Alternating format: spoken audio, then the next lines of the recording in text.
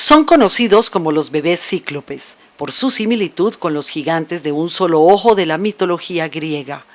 Pero a diferencia de estos a quienes se atribuían fuerza y poderes especiales, los pequeños de carne y hueso son seres débiles sin posibilidades de vida. La ciclopía es un defecto congénito que se caracteriza por un cerebro que no se ha desarrollado bien y esto nos ocasiona que estos fetos tengan un único ojo central en la cara. Pero además el ojo está ubicado en el espacio en donde debería ir la nariz.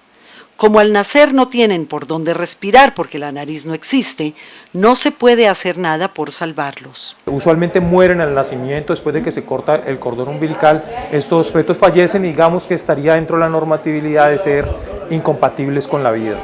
A veces son acompañados por otra anomalía, las piernas juntas como en las sirenas.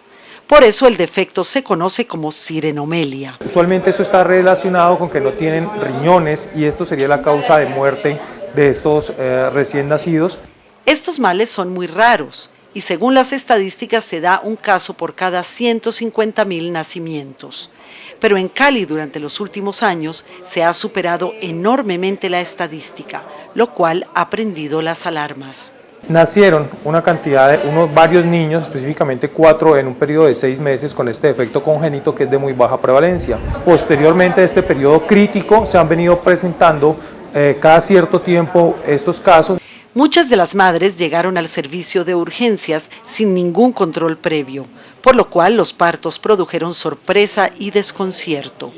Los especialistas estudiaron posibles problemas genéticos. Pueden tener un origen en alteraciones cromosómicas, específicamente la ciclopía con la trisomía 13, también están relacionados con la diabetes en las embarazadas.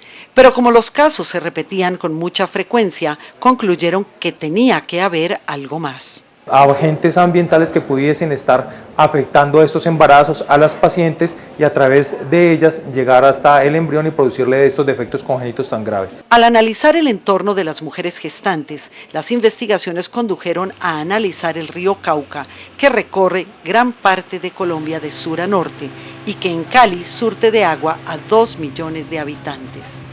La hipótesis que manejan es que la contaminación del río tiene efectos sobre estas mujeres y pueden causar las malformaciones congénitas en sus bebés. El problema principal consiste en que permanentemente a este caudaloso río caen desperdicios y elementos tóxicos producidos por el Botadero de Navarro, un lugar al que durante varios años eran conducidas las basuras de la ciudad. Los producidos de los lixiviados del basurero podrían de una u otra forma estar llegando a la población y podrían llegar a presentar estos defectos. Los lixiviados son líquidos que se filtran de las basuras especialmente cuando llueve e inician un recorrido que termina en el río arrastrando productos descompuestos del basurero, bacterias y elementos químicos como sulfatos, nitrógeno amoniacal y hierro. Aunque en el 2008 Navarro fue clausurado y se creó un nuevo basurero fuera de la ciudad, los químicos que brotan del viejo lugar siguen llegando al río. Las autoridades conocen la investigación sobre la ciclopía congénita y están haciendo los estudios técnicos para solucionar este grave problema. Pero aquí no termina su responsabilidad.